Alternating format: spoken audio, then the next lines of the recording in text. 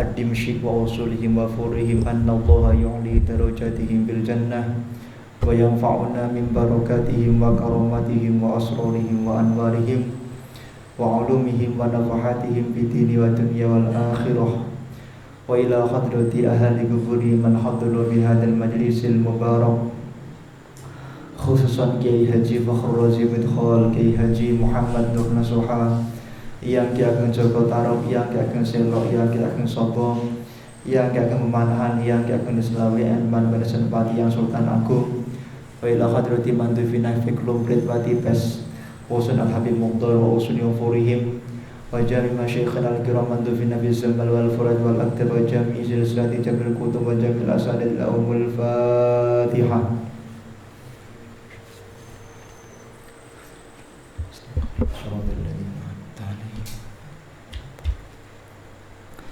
Bismillahirrahmanirrahim. Dibuka halaman 33 dari kitab At-Tibyan fi Adabi Hamalatil Quran. Faslun ta'limul muta'alimi fardu kifayatin. Jadi mengajar Al-Quran itu hukumnya fardu kifayah. Kalau dalam satu desa sudah ada orang yang mengajarkan Al-Quran, maka orang lain tidak wajib untuk mengajarkan Al-Quran. Maka sebagian pendapat mengatakan hafal Al-Quran itu hukumnya adalah fardu kifayah. Fa'il lam yakun mayyuslih lahu illa wahid ta'iyyana alaih. Wajib untuk mengajarkan Al-Quran. Andaikan hanya satu tok, guru jenengan tok sing pinter Quran, jenengan wajib mengajar Quran.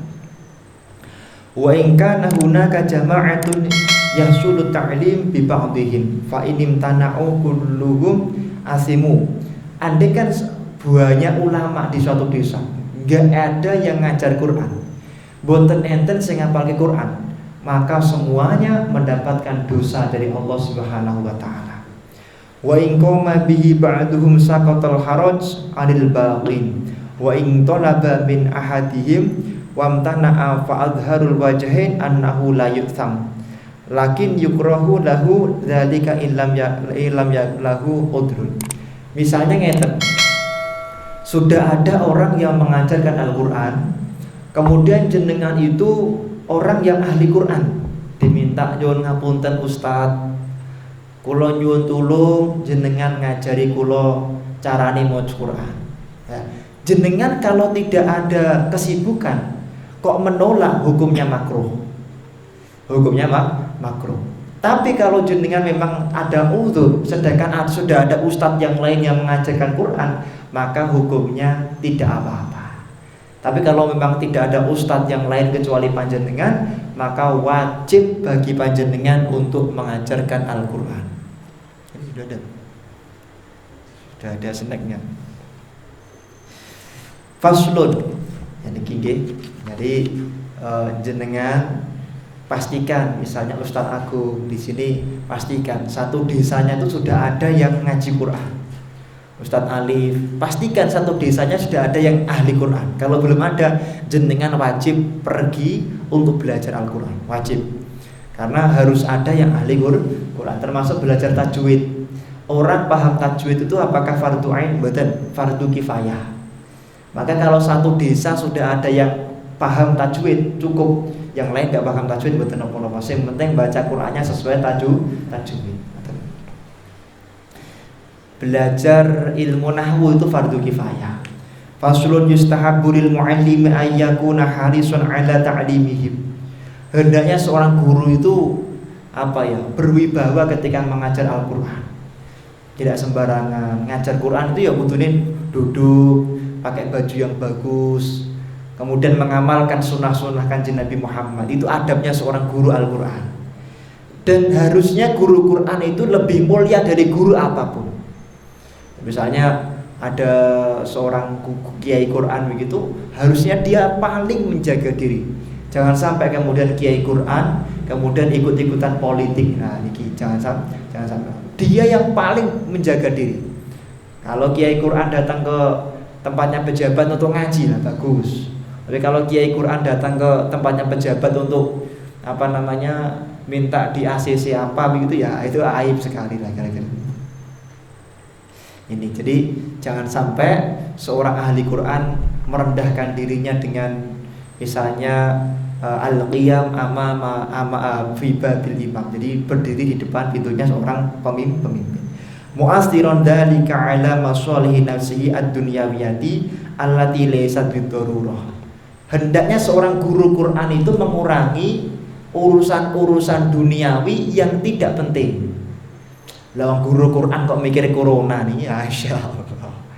Guru Quran kok mikir gajinya PNS. Ini kan urusan dengan negeri.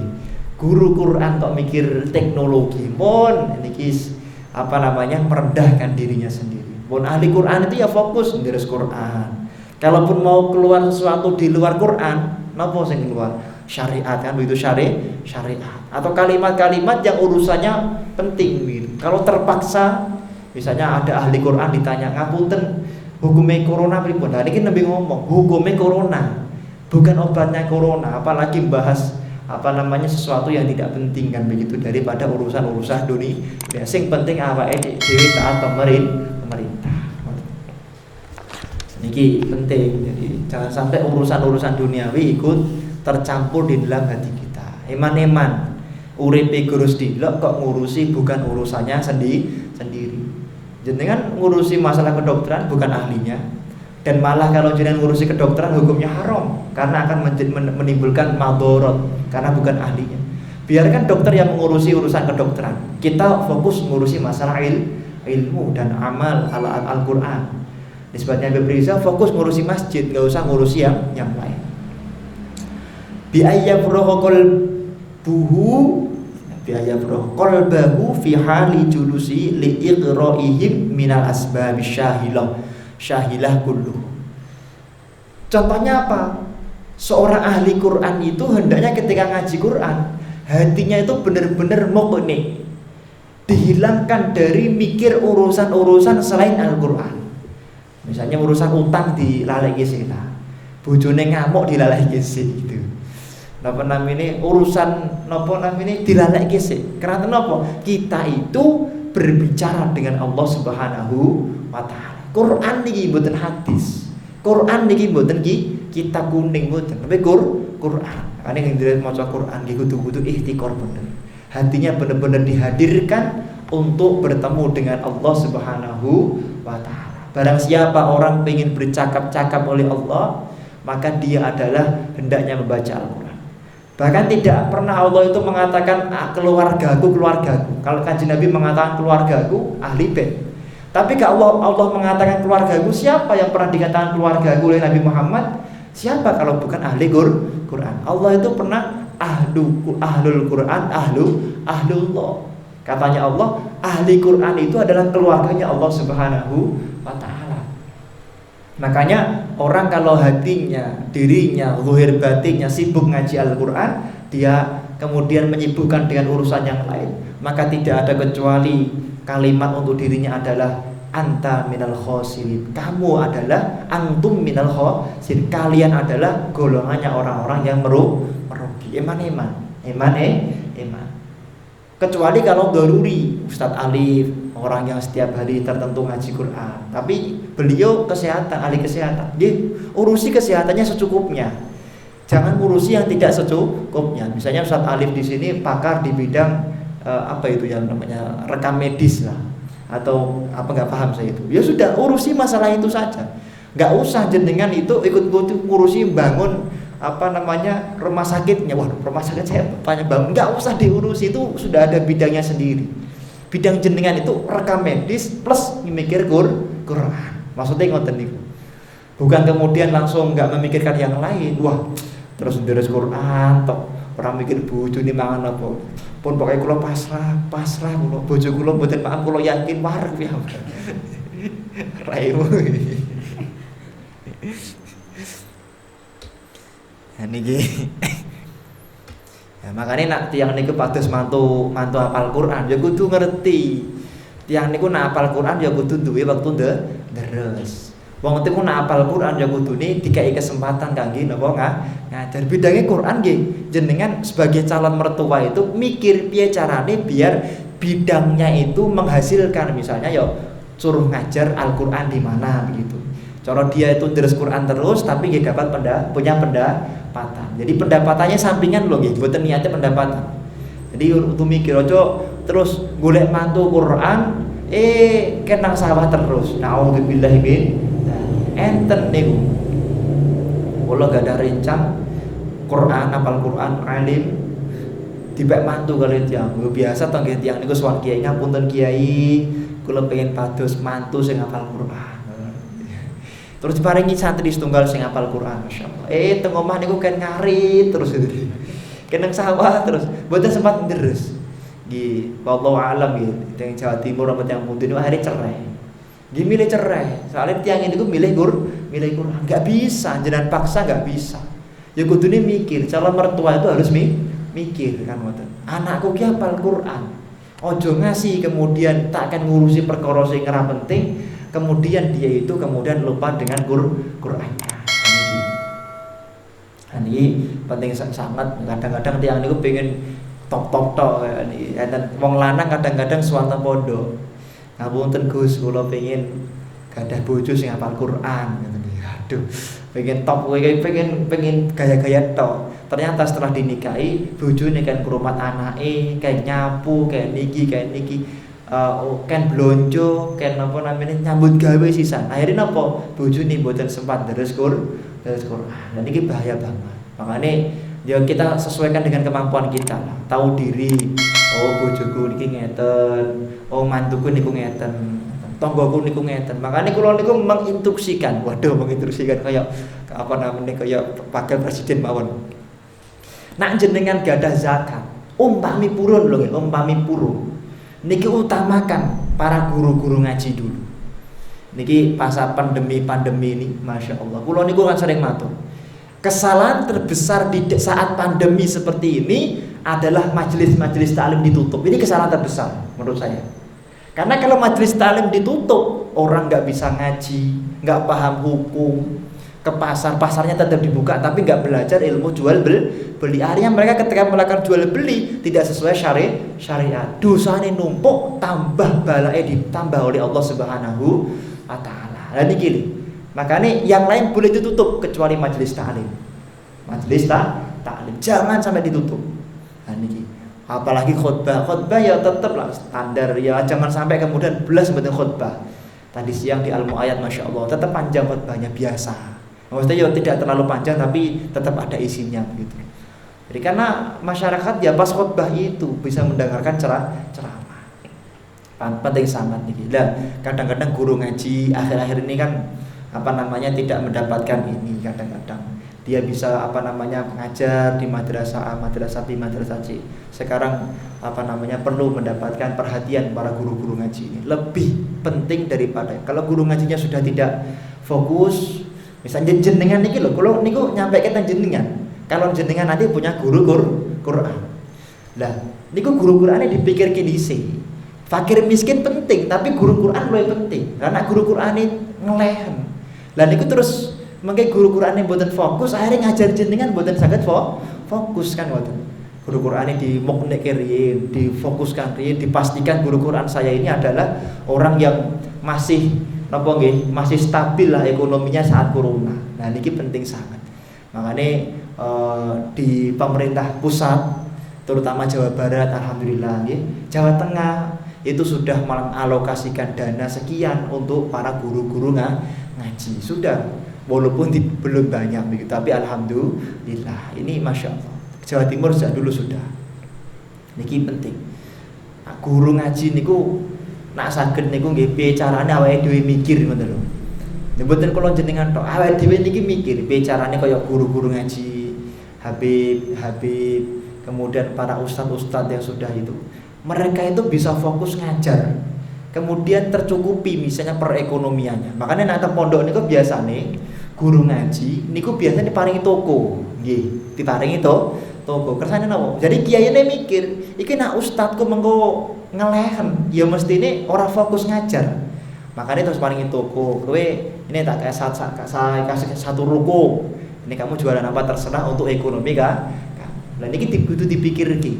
Jangan sampai belas kemudian jenengan ngaji, guru ngaji tok orang mikir gurune. Niki penting. Makane iku lho. Ben gurune niku mboten terlalu mikir donya. Lah jenengan iki kudu melok mikir ngoten niku. Nisbate napa namine jenengan sowan kiai niki jenengan sowan guru niku nggih napa namine didelok ini guru saya kurang apa. Dipandang, pokoknya utamakan kepentingan guru. Tenggene kita Bughyatul Mustarsyidin dikatakan bahwa ketika kita memikirkan kepentingan guru, kepentingan kita akan lebih dipikirkan 900.000 kali oleh Allah Subhanahu wa taala. Niki penting sangat. Niki makanya ketika Jepang itu hancur-hancuran di bom Hiroshima sama Nagasaki, apa yang ditanya oleh Presiden Jepang, Kaisar Jepang, apa yang ditanya? Kenapa sih ditanya? Berapa jumlah guru saya? Bagaimana kesejahteraan guru saya? Itu yang pertama kali ditanya sama Jepang. Jepang tidak memikirkan perekonomiannya bagaimana, berapa yang miskin itu nomor sekian. Tapi yang Jepang pikirkan adalah bagaimana keadaan guru-guru saya sekarang. Jadi presidennya itu, Kaisar Jepang itu memikirkan guru-guru saya bagaimana, berapa jumlah guru saya, apakah masih layak untuk mengajar seluruh Jepang. Makanya Jepang itu negara yang sempat kolaps, tapi dalam waktu tidak lama itu kemudian bangkit lagi. Kenapa? Memuliakan para guru. Lah niki pembahasan di dalam kitab At-Tibyaan. Niki penting sangat jenengan sebagai para murid-murid itu ketika nanti ngaji Al-Qur'an kepada para guru-guru di Pasar Kliwon ini kan banyak majelis-majelis. Itu difikirkan, pastikan guru-guru panjenengan itu sudah cukup sehingga tidak memikirkan itu. Ini kita sampaikan bukan karena apa-apa, karena ini pandemi seperti ini menjadikan kadang-kadang setiap orang itu susah. Memang semua orang susah, tapi kita pastikan guru-guru kita tidak dalam keadaan susah. Memang setiap orang itu boleh dalam keadaan rugi semuanya. Memang mboten penak kabeh. Tapi pastikan guru panjenengan itu dalam keadaan penak. Minimal nak ndonga niku nggih saged fokus. Wa hiya katsiratun ma'rufah wa ayyakuna harisun ala tafhimihim wa ayyu'tiya kulla insanin minhum ma yaliqu bihi. Ya, fala yuksiru ala man lam yahtimul alisa. Lan jenengan sebagai murid itu juga harus tahu diri. Kalau gurunya guru Quran, yo jangan ditanya, jangan diajak untuk mikir yang bukan Quran. Niki juga adabnya seorang murid kepada guru. Makanya adibian fi adab, ini kan berbicara adab. Misalnya jenengan sama Habib Riza, ya jangan diajak mikir yang bukan urusan ilmu. Nah, jenengan ketemu sama Habib Riza, ya tanyanya masalah hukum, ilmu, majelis, bangun pondoknya beliau. Itu yang ditanyakan. Jangan jenengan jak pikir masalah kemarin itu mikir masalah pemerintahan, jangan, nggak usah. Itu bukan urusan beliau gitu. Kalau menghukumi pemerintah boleh, kita harus mengusulkan, boleh, bagus. Ulama itu harus memberikan nasihat kepada pemerintah, tapi jangan sampai ulama diatur pemerintah. Ini penting sangat. Nah, niki penting. Makanya salah satu adabnya seorang murid itu, dia tidak mengawali dulu berbicara di depan gurunya sebelum gurunya menyuruh dia berbicara. Jadi kalau belum di pripun kabare jamaah, dan niki nembe jenengan mulai itu. Karena jenengan nembe dugi kemudian langsung bahas ngapunten guru ten desane kula niku alhamdulillah guru napa parine niku subuh sabine niku meteng sedoyo. Niki ora urusane, ora mboten enten urusane kalih guru niku. Niki hati-hati, adab itu. Takutnya nanti kalau berbicara bukan kapasitasnya membuat ilmu kita kurang barokah. Wala yuqsiru liman yahtamilu azyadah. Jangan ceroboh untuk melakukan hal-hal yang berlebihan kepada seorang guru. Jangan ceroboh. Makanya santri niku kadang-kadang niku nggih nganyalke juga. Ngapunten nggih. Napa namanya? Santri didhawuhi napa kalih gurune ngoten nggih, kadang-kadang manute luar biasa. Tapi sing manut-manut niku kadang-kadang barokah. Misale enten ngene pundi Prambon, enten Kiai Mustajab. Jadi Mbah Nur Langitan, Mbah Kiai Nur Langitan niku gadah mantu namine Nur, nggih sami namine Nur, tapi tenggale mboten teng langitan tapi tenggene Prambon. Prambon niku Nganjuk. Bagi Nur Langitan gadah santri sing khidmah hampir 20 tahun. Ndamelke teh terus ngoten lho. Lah terus iki santri kok ora alim-alim kan ngoten niki. Terus Mbah Yai Nur dawuhi, "Cung, sampean tak dawuhi napa namine kirim surat iki nang mantuku sing jenenge Nur tenggene Prambon." Dadi teng surat niku Mbah Yai niku ngirim surat tenggene Prambon.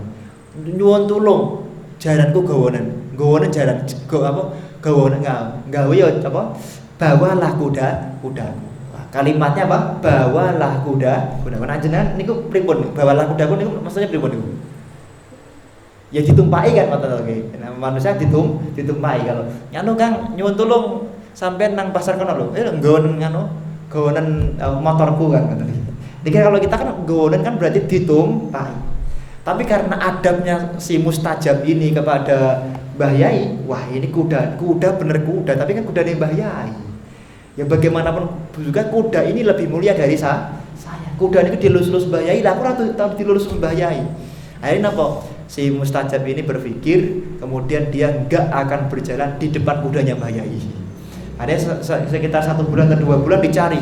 Loh ini mustajab kok enggak pulang-pulang kemana? Ternyata dia di pojokan pasar ikan menapa nggih. Di sana itu nunggu kudanya Mbah Yai. Loh, dicari sama santri-santri, "Loh Kang, kenapa enggak segera pulang?" "Ngapunten kula dereng dugi panggenan." "Loh kenapa?" "Karena kula mboten wantun berjalan di depan kudanya Mbah Yai." Niki. Nah, terus Mbah Yai dengar kisah itu, langsung Masya Allah Mbah Yai langsung terketuk hatinya, terus didoakan. Terus kowe karena jalan kaki ke Prambon sana atau naik apalah gitu. Saya sampai Prambon dibuka namanya surate intine nyuwun tulung dongake karena mantune nggih orang yang hebat makrifat nggih. Dongake santri niki kesane alim. Didongake langsung enggak lama jadi orang alim. Bahkan rata-rata santri Lirboyo itu kalau sudah selesai mondok itu tabarukan ke tempatnya Kiai Mustajab Prambon.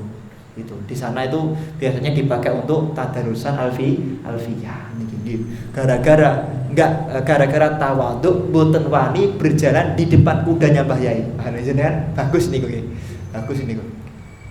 Didhawuhi Habib Riza, "Nyuwun tulung Kang, napa motorku gawa kan. Gonen motorku kae. Tukoke kendi, motore dijunjung. Kula mboten wantun sami kalih motore Habib Riza tak junjung." Karena kemuliaan motornya lebih mulia dari saya. Niki saya bacaan niki nggih. Niki tapi nggih karena kehormatan beliau jangan dilihat kucluknya tapi lihatlah lihatlah kemuliaan beliau. Kemuliaan niat beliau, hormat kepada gurunya akhirnya diberi foto oleh Allah Subhanahu wa taala. Jangan dilihat santri niku. Jenengan pirsa misalnya kalau di kalangan santri, ngapunten nggih, bahasa santri itu kadang-kadang enggak boleh diucapkan di depan orang umum gitu. Seperti bahasa rembes itu jadi masalah. Padahal di dalam kitab kuning rembes itu biasa, memang romat maknanya rembes. Seperti yang dikatakan Gus Muafik. Tapi kalau disampaikan di tempat umum salah beliau. Salah karena orang umum itu bahasanya tidak seperti itu. Bahasa seperti itu dianggap kasar. Misalnya teng Jawa Timur ngecepres, badok itu biasa. Fakala moko badok, tapi jangan disampaikan di tempat umum. Sama masalah tadi. Kadang-kadang santri niku nggih ngoten niku. Saking hormate kalih Mbah Yai mboten wani nikah. Sinten Mbah Abdul Karim Lirboyo. Mbah Abdul Karim Lirboyo niku mboten pantun nikah nak dereng didhawuhi Mbah Hasyim Asy'ari. Dulu Mbah Abdul Karim itu kan mondok di Bangkalan. Mbah Hasyim ngaji ke Mbah Abdul Karim ilmu nahwu. Kemudian ketika Mbah Hasyim selesai ngaji, Mbah Abdul Karim tetap di situ. Mbah Hasyim mondok ke Mekah pulang jadi ahli hadis. Kemudian gantian Mbah Abdul Karim ngaji kepada Mbah Hasyim. Nah, karena beliau merasa Mbah Hasyim gurunya enggak berani nikah, mesti ingat loh. Saking beliau memuliakan guru, Mbah Hasyim ini kan ahli Quran juga kan, hafal Qurannya sejak kecil beliau di Demak. Mbah Hasyim Asy'ari. Beliau itu enggak berani membahas kecuali ilmu. Nikah niku ilmu napa mboten? Mboten. Kalau membahas bab nikahnya ilmu, hukum nikahnya ilmu, tapi kalau membahas nikahnya itu bukan ilmu, makanya adabnya beliau enggak berani membahas nikah. Makanya sampai Antar sing ngendika umur 52 tahun belum menikah. Mbah Yai Abdul Karim Lirboyo. Nah, kemudian baru ketika Mbah Hasyim Asy'ari disowani Mbah Soleh Banjar Melati perwakilannya, kemudian nyuwun tulung pados ke santri, akhirnya apa? Mbah Hasyim Asy'ari nawari Mbah Abdul Karim menikah dengan Bu Nyai Dhomroh yang umurnya saat itu wakila itu 12 tahun. 12 tahun bersama dengan 52 tahun. Masya Allah. Ini jenengan niku Mas Hiban, oh ampun nikah. Habib Riza belum dawuh nikah, jangan nikah. Muhammad ini. Habib Riza sibuk ngaji ilmu, nggak sempat mikir nikah, jenengan nggak nikah. Niki adabnya seperti itu. Jadi apa namanya, jangan berbicara sesuatu yang bukan urusan ilmu di depan seorang guru. Niki salah satu bentuk adab kita kepada seorang guru. Wa yusni ala man dhaharat najasatuhu ma lam yakhsha alaihi fitnatun bi'ajabin al ghairi. Nah, kemudian tidak perlu kita itu adabnya seorang murid kepada guru itu jangan memuji sesuatu yang urusannya dunia terhadap guru. Paham nggih? Masya Allah Kiai, mobil jenengan saya. Lah niki mboten beradab nih. Mobil ini kan urusan dunia. Ampun dipuji. Ngapunten Kiai, Masya Allah akik saya sangat akik ini kok. Lah nak jenengan niat muji akik keranten akik ini ki sunah Rasulullah. Oh mboten apa-apa. Tapi nak muji akik mergo saya ini niku mboten angsal. Intinya jangan sampai guru niku kemudian dipuji untuk urusan-urusan yang kelihatan bagus, yang mana berurusan dengan dunia. Niki adab. Masya Allah guru jenengan niku nopo pecine saya sangat. Nah niki ampun. Niki adabnya seorang santri jangan sampai memuji guru yang urusannya dengan urusan keindahan duniawinya. Tapi pujilah Masya Allah guru ilmu jenengan. Lah niki angsal. Urusan ilmu, Masya Allah guru iri kalian sholatnya jenengan, iri kalian posone jenengan, iri kalian ngaji di Quran jenengan. Dan niki sunnah. Tapi kalau muji, Masya Allah guru, Masya Allah jenengan niku lho ngomai apik. Lah niki ampun, nggih. Paham nggih adabnya seorang murid kepada guru, terutama guru Quran. Wa man qasara an nafahu ta'nifan latifan ma lam yakhsha tanfiru. Wala yahsudu ahadan minhum libarai. Lah, salah satu penyakit murid itu dia itu merasa gurunya enggak adil. Ini guru saya tuh memperhatikan si fulan terus. Lah niki jenengan duwe perasaan ngoten niku adalah ahad min asbabi salah satu sebab ketidakberkahan ilmu. Ketika seorang murid itu iri, gurunya itu memandang lebih kepada temannya sendiri. Ini bahaya. Makanya jenengan niku pokoknya kalian guru niku husnudon. Pun alhamdulillah kula mboten diperhatike. Nek kula diperhatike malah guru mengetahui kekurangan saya. Lah niki. Dan ajenengan diperhatikan, dia ampun sombong. Niki bahaya. Jadi salah satu bentuk dari ketidakberkahan ilmu adalah ketika seorang murid merasa iri ketika gurunya itu dianggap lebih memandang orang lain daripada teman-teman. Ampun. Yes pokoknya bersyukur mawon alhamdulillah kula mboten diperhatike guru kula. Nah niki. Nek diperhatike ngerti kesalahan kula. Kan ngoten nggih. Nah niki. Makane kadang-kadang guru niku nguji. Seperti siapa contohnya, kisahnya siapa masih ingat nggih? Zaknun. Zaknun itu salah satu kitab Badrul Majhud. Zaknun niki kisah yang pernah diceritakan oleh Pak Kiai Mustamir ketika ziarah di Jogja. Zaknun ini adalah seorang preman yang galaknya niku muttafaqun alaih. Waduh, pokoknya disepakati oleh banyak orang lah gitu. Disepakati lah muttafaqun alaih. Bukan muttafaqun alaih hadis, muttafaqun alaih disepakati banyak orang. Bahkan anak kecil nangis, kamu tak kasih tahu Zaknun loh nanti. Lah niku langsung diem. Anak kecil niku nangis, tak bilang Zaknun, langsung diem saking bengisnya si Zaknun. Pada suatu ketika Muqaddam Thariqah Tijaniyah di Aljazair itu meninggal. Terus ulama-ulama sowan kepada Syekh Ahmad At-Tijani. Ketika sowan ngapunten Syekh niki Muqaddam, kalau kita mursyidnya lah, kalau jenengan mursyidnya meninggal. Kira-kira siapa penggantinya, katanya beliau. Apa jawaban si Syekh Ahmad At-Tijani? Beliau mengatakan, penggantinya si fulan adalah Zaknon. Loh, Zaknon, kaget langsung. Semua ulama yang sholat itu kaget. Dengar namanya tok, ulama itu langsung takut, langsung gemeter karena kebengisan si Zaknon tersebut. Ketika para ulama pulang, mereka pada takut untuk sholat. Akhirnya salah satu ulama itu mendengar memberanikan diri sholat kepada Zaknon. Sudah, pokoknya kalau dia salah ngomong mati sudah. Karena kalau Zaknon ini sangat ganas sekali.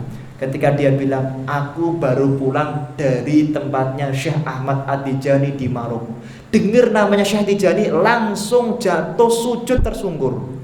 Kenapa? Karena beliau kalau dengar nama ulama, walaupun bengis tapi memuliakan ulama. Langsung saat itu juga diberi futuh oleh Allah Subhanahu wa taala. Langsung hafal Quran, langsung hafal hadis.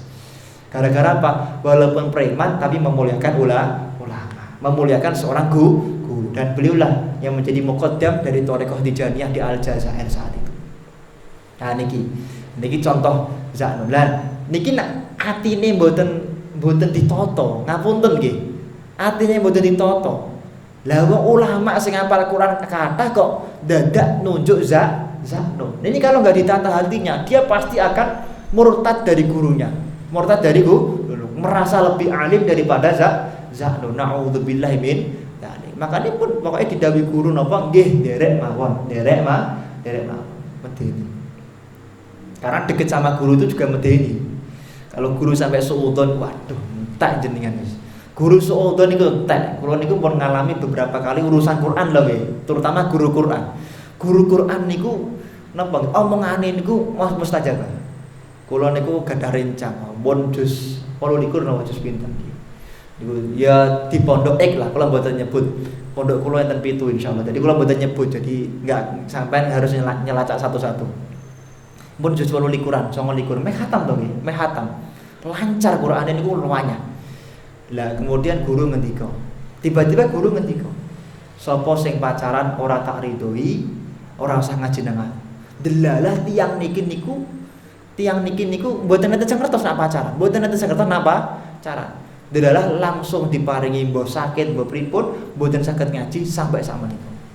Dan niki kenapa? Karena tadi omongane guru Quran niku mustajabah. Makanya hati-hati jenengan sebagai guru Quran itu harus hati-hati karena omongannya itu mustajabah. Mboten ridho dadi tenan. Mboten ridho dadi. Makanya pun paling penak niku rasa kakian taklet tengene guru Quran. Mbok ngaji tok pun. Didhawuhi napa nggih? Derek iki. Kathah pun. Ya kalau yang di Hadramaut pernah kami sampaikan ketika di rumahnya Habib Riza tentang seorang ulama yang terkenal, apal tuhfah, Pak Jilid apal, kemudian dia itu dapat undangan ke Mukalla untuk ngisi pengajian. Terus, loh, kamu mau berangkat kemana? Ke Mukalla. Loh, nggak nunggu Habib Salim Asyatiri dulu untuk izin. Alah paling-paling Habib itu mengizinkan, paling-paling Habib mengizinkan, nyempel-nyempel kayak gurune nih. Paling-paling Habib banyak mengizinkan. Kan saya santri senior, santri paling alimnya Habib Salim Asyatiri. Apal minhaj, apa tuhfah bukan mana ya? Tuhfah 10 jilid apalnya. Teman berangkat sampai ke Mukalla. Habib Salim tanya, "Di mana si fulan?" Kemudian dia sedang di Mukalla, wahai guru ngisi pengajian. Intinya ngoten lah. Dia sedang jadi muallim di sana. Oke, Habib Salim mengatakan dia boleh ke sana tapi ilmunya tetap di Rubat Tarim, katanya beliau. Makanya ketika di sana naik panggung, si fulan tersebut nggak bisa ngomong sama sekali dari ilmunya. Dan sampai matinya konon nggak pernah berani sowan kepada Habib Salim Asyatiri untuk minta maaf. Konon seperti itu, dengar cerita saya. Dan cerita ini muntasyir lah, sudah nyebar di Hadramaut. Makanya perlu hati-hati, jangan menyepelekan para guru Quran, guru ngaji, semuanya sama. Semuanya sama, jangan disepelekan. Gak ada nopo, pun utamake guru jenengan. Niki kula pun ngalami pun. Kula niku ngalami piyambak. Kula gak di nopo terus pokoknya tinggal gak ada nopo pun tak paringi guru. Tak kelompoke paringi guru Quran. Ngoten niku nggih. Dan niki penting sangat kagem panjenengan sedaya biar tambah barokahnya kepada Allah Subhanahu wa taala. Guru Quran atau guru ngaji sama saja. Tapi kalau Habib nggak boleh dikasih sedekah ya, hibah. Hibah Beb, ini hibah. Pemberian bukan sedekah Beb. Tadi ada yang tanya ke saya soalnya tadi. Kenapa saya terlambat itu salah satunya gara-gara ada yang tanya masalah saya itu ingin memberikan sedekah kepada habaib katanya. Aja nggak boleh habaib itu. Zakat boleh nggak zakat? Nggak boleh kecuali tenggene kita buhya nggih. Ada pendapat tapi pendapat ini kemudian juga banyak yang tidak sepakat. Tapi pendapat kan boleh-boleh saja di tenggene kita buhya karena sekarang tidak ada khumsul humus, nggak ada seperlimanya dari seperlima itu loh. Apa namanya? Perang itu loh, ghanimah kan habaib kan memang dapat jatah seperlimanya seperlima dari ghanimah. Maka karena sedangkan nggak ada perang maka boleh menerima zakat walaupun juga banyak yang menolak. Ini penting sangat kita sana. Fa innal hasada lil ajanib haramun syadidut tahrim. Selain jenengan itu ilmunya tidak akan barokah, menjadikan sebab